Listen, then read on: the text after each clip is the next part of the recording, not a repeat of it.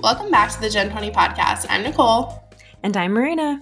Today we're talking about self-sabotage. But first, a quick word from our sponsors. Our spaces are meant to be welcoming, comfortable, and reflective of who we are.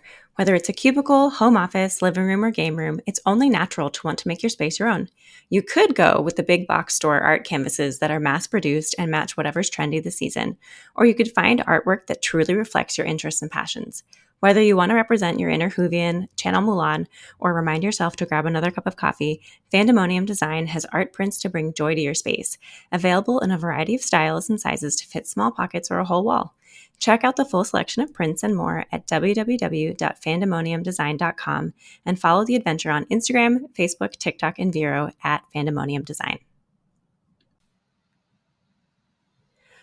What is self-sabotage and getting in your own way? Okay. Nicole, take it away. Okay. So when we sabotage ourselves, it's when our behaviors and our actions create problems in our lives that get in the way of reaching our goals. And I think we're all guilty of this. 1,000%. Yeah. And if you've listened to any of our episodes, we always talk about this. So what are some signs of self-sabotaging? Procrastination, which hurts to hear, but it's true. Feeling overwhelmed, burnout, being disorganized, perfectionism, overcommitting, not taking action, resisting change, overindulging. This is just a few. So self-sabotage can take on many different forms. It's a chameleon. So let's talk a little bit about what that looks like in real life. So let's say, for example, you want to wake up early and you keep saying that this is your goal. I want to be a morning person. I want to get up with the sun and do yoga and blah, blah, blah, blah. But every night you stay up way too late and you think, oh, I can't get up early tomorrow because I stayed up too late. I'll have to start again the next day. Okay, but you're sabotaging yourself. Yeah, or if you want to be on your phone less, I know a guy but you're rewarding yourself for completing tasks throughout your day by taking a little Instagram break or a little TikTok break, and that turns into an amassed hours of wasted time. Or say, for example, you want to eat healthier meals, but you tend to fill your cabinets with healthier treats only and not, like filling whole grains and proteins and fruits and vegetables. You just are trying to make healthier treat versions of everything that you would normally eat that is like full of refined sugar. But so when you want something sweet, you just end up overindulging on this whole box. And then you're like, well, I tried. It didn't work out for me this time. Yeah. Or if you're working on something and you want to complete the task, like whether you're on your laptop for work or just trying to put your laundry away, but you keep jumping from thing to thing to prevent yourself from actually completing what you do, like distracting yourself. This is self-sabotage. So Nicole, why do we do this? Why are we like this? Why are we the way that we are? Well, I think that it comes from the subconscious mind. And so we don't necessarily realize we're doing it at first. It's our subconscious mind's way of resisting change. And it's, in my opinion, usually driven by a fear of rejection or a fear of failure. Or I think one way that's really overlooked is the fear of success. I think people are afraid of succeeding because you know what success means? It means more responsibility. It means more change. It means new unknowns, new commitments. And your subconscious brain can be afraid of that. Yeah. And I think also we self-sabotage because we have limiting beliefs, right? We have like a scarcity mindset, a fixed mindset. We like a lot of our beliefs come from what we've been told our entire lives by other people, external factors, not by what we've experienced ourselves or actually believe to be true.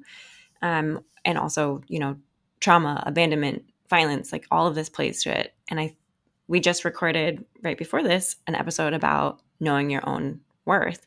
I think a lot of that comes from, like, a lot of self-sabotage comes from not honoring your own worth or not knowing your own worth. So when you are chronically self-sabotaging, what happens? Like, what can that lead to, Nicole? I think it leads to poor boundaries, both setting and enforcing them.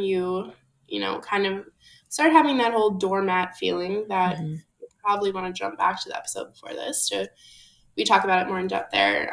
Also, being a yes man, where you just say yes to everything, whether you want to or not. People pleasing, again, we have a whole other episode on this very topic. It also can lead to poor performance. So you're not doing as well and you're not able to focus. You're not able to reach your goals. You might not even really be able to set goals. It leads to negative self talk, which is the way you speak to yourself in your head, also out loud, but you're not talking about yourself in a positive way. And also low self esteem and self worth. Mm-hmm. None of that is fun. Real quick, we're going to take a break and listen to our sponsors, and then we'll get back to how we can stop self-sabotaging. Mm-hmm. Did you know that 64% of consumers bought a product after watching a branded video?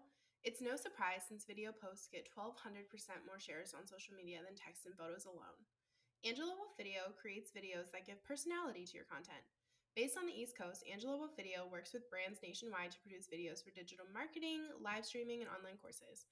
For a limited time, Angela Wolf Video is offering a free one-on-one 30-minute coaching session to Gen 20 listeners. Learn about lighting, camera angles, editing, or whatever you're interested in. Go to bit.ly/AWVGen20 to schedule your free session, or visit them online at www.angelawolfvideo.com and mention Gen20. Okay, we're back. We swallowed the hard pill of facing the facts that we may or may not be definitely self-sabotaging ourselves. And like I know I do this. We were outlining this episode, I was like, here's example 42, 47. Like I have so many ways that I know I do this to myself. So how can we stop? Well, there's the big question mark in the room, if you will. Mm-hmm. I don't know. I think at different points of your life, there's going to be different methods that you find that work for you. Mm-hmm. And I think one of the first steps to stopping these self-sabotaging behaviors is recognizing them. Mm-hmm. If any of the things we mentioned at the beginning of this episode really struck a nerve for you, there's probably something there. Because, for example, for me, I feel like I just kept saying for months and months and months, I don't maybe years if you've known me a long time, that I want to wake up early and I want to be a morning person and I want to do X, Y, and Z. And then till like a few weeks ago, it just kind of hit me that I just have to do it. Mm-hmm. No one's And gonna I do it have for to you. be consistent about it. Like there's no secret tricks or anything like that truly that are going to make you set the goals you want and reach the goals you want. And like that to me is just like a hard truth. Like you can put all of these methods and tactics in place, but you have to truly want to do it to get started.